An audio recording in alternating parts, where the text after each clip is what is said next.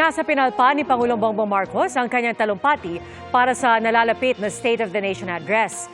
Nagsalita rin ang Pangulo tungkol sa pahayag ni Vice President Sara Duterte na hindi na siya tatanggap ng pwesto sa gabinete. Saksi, si Rafi Tima. Fine-tuning na lang daw si Pangulong Bongbong Marcos ng kanyang talumpati para sa Lunes. Isasapinala niya ito ngayong weekend. Sinabi niya yan sa Luna Apayao kung saan namigay siya ng ayuda sa mga mangingisda at magsasaka sa Cordillera Administrative Region.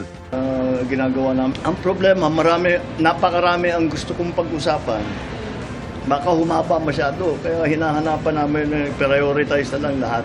Pero tapos na yan. Sinusubukan lang namin na tiyakin na maganda na yung lengguwahe, na maayos lahat ng nais namin pag-usapan ay nandoon. At meron tayong maipapakita sa taong bayan na may nagawa sa nakaraang isang taon. Natanong din ng Pangulo tungkol sa sinabi ni Vice President Sara Duterte na hindi na siya tatanggap ng anumang pwesto sa gabinete ng Administrasyong Marcos. Okay. Well, I don't need to. That's her position.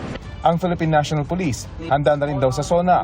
Kabuang 23,000 na pulis ang i-deploy sa iba't ibang bahagi ng Metro Manila. 8,000 sa kanila ay tatalaga sa Commonwealth Avenue at paligid ng batasang pambansa.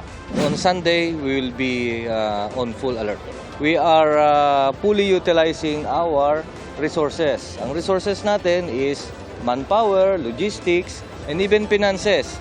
Lalong-lalo na, this is a major event. Nakahanda na rin ang lugar para sa pro-administration rally na nakapwesto sa bahagi ng Commonwealth Sandigan Bayan area malapit sa batasan.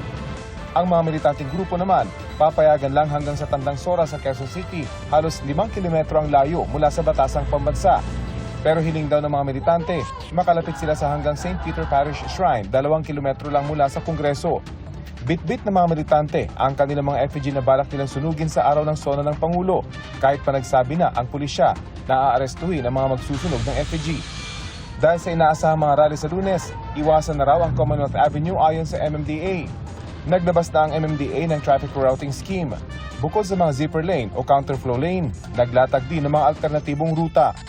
1,300 kawani naman daw ang kanilang itatalaga sa mismong SONA para magmando ng trapiko. Para sa GMA Integrated News, Rafi Tima ang inyong saksi. Mga kapuso, sama-sama tayong maging saksi. Mag-subscribe sa GMA Integrated News sa YouTube at para sa mga kapuso abroad, samahan niyo kami sa GMA Pinoy TV at sa www.gmanews.tv.